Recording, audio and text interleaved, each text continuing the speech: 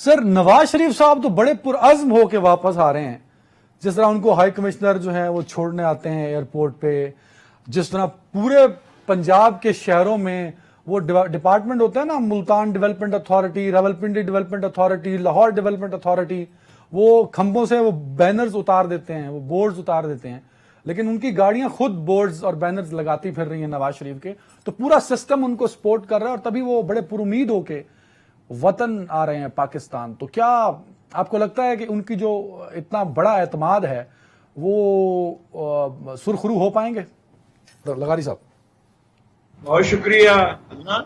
मुझे अभी तक ये मालूम नहीं है कि मियां नवाज शरीफ साहब प्रैक्टिस एंड प्रोसीजर जो एक्ट का फैसला हुआ है और उसको चैलेंज किया गया था, उस पर जो फैसला आया है उसके बाद मियां नवाज शरीफ साहब वापस आ रहे हैं। ये उनका ज़ाहिर है अपना ही फैसला है और अपने ही फैसले पर आ रहे हैं।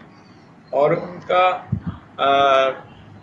आगे क्या होता है, क्या वो कैसे, मतलब वो तो जेल से गए थे ना, क्योंकि उन्हें तो सजा हो चुकी थी। सजा होने के बाद अच्छा वो सजा जो है एक तो सस्पेंड हुई थी, दूसरी सजा तो मौजूद है और उस पर कोई कार्रवाई भी आगे नहीं बढ़ी है। और हम नहीं चाहते हैं कि वो जेल में जाएं, लेकिन हालात तो ऐसे हैं कि और कोई रास्ता नहीं है।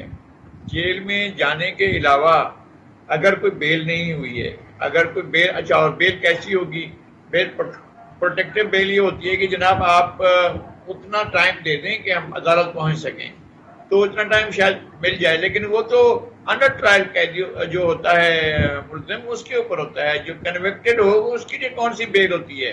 यानी हमें नहीं समझ में आ रहा है कि वो बेल की वो नोयत क्या होगी, कैसी होगी। इसलिए कि आप जिस कैदी को आप सजा के दौरान भेजा था आपने बाहर और 4 हफ्तों की बात करके भेजा था, वो तो चले तो गए थे, लेकिन वापस आ रहे हैं कई सालों के बाद।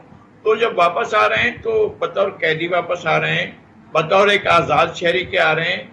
मैं फिर अर्ज करता हूं कि मेरी ये ख्वाहिश नहीं है कि वो आएं और सीधे जेल चले जाएं। नज़ीर लगारी साहब, एक तो जरा रोल ऑफ मीडिया बता दीजिएगा कि हम बहुत लैग कर रहे हैं और उसकी वजह क्या है, और दूसरा ये भी बताइएगा कि हमास और गजा पे जो कुछ हो रहा है उसका इम्पैक्ट क्या आएगा एट द एंड? सर मामला बढ़ेंगे या कहीं आपको लगता है जिस तरह अमरीकी वजीर खारजा जहाज लेके निकले हुए हैं, मामला कंट्रोल में हो जाएंगे? सर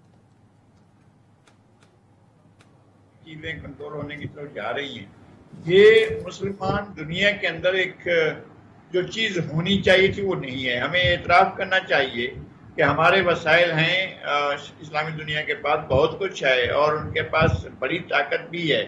लेकिन एक दफा कहा था जॉर्ज बुश ने, क्या है भाई तुम लोग का क्या, और सारी अरब इस्लामी दुनिया की और अरब दुनिया की पूरी इकनॉमी मिलाकर भी हमारे एक छोटे से स्पेन के बराबर भी नहीं है। ये उन्होंने कहा था।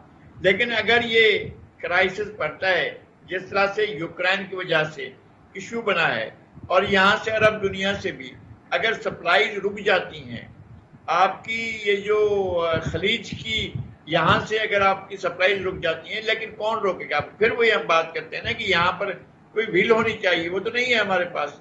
हमारे लीडरशिप के पास ऐसा कोई नहीं है।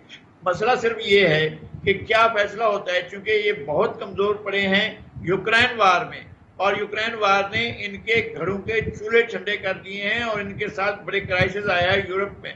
अब यूरोप जो है वो डाइवर्ट कर रहा है चीजों को कि इस्लामी दुनिया के ऊपर बोझ डाला जाए और उनको और ज्यादा कॉर्नर किया जाए। इससे वो क्या हासिल कर पाएंगे? जाहिर है वो जो डिक्टेट करते रहे हैं वो तो होगा, लेकिन क्या होगा? मतलब ये है कि अगर आप पुश कर रहे हैं, जिस तरह से शाम को पुश किया जा रहा है, लबनान को पुश किया जा रहा है, लबनान और शाम पर बाकायदा अटैक किए जा रहे हैं, गजा को बिल्कुल इनका ख्याल ये है कि वो उसकी पूरी की पूरी आबादी को निकाल कर फेंकेंगे, तो उसके बाद जो इंसानी अलमिया जन्म लेंगे इनको अंदाजा शायद नहीं है। वो फिर क्या होगा, कितने खुदकुश बंदबार पैदा करेंगे, कितने लैला खालिद पैदा होंगे, कितने और लोग पैदा होंगे, इनको उसका अंदाजा नहीं है।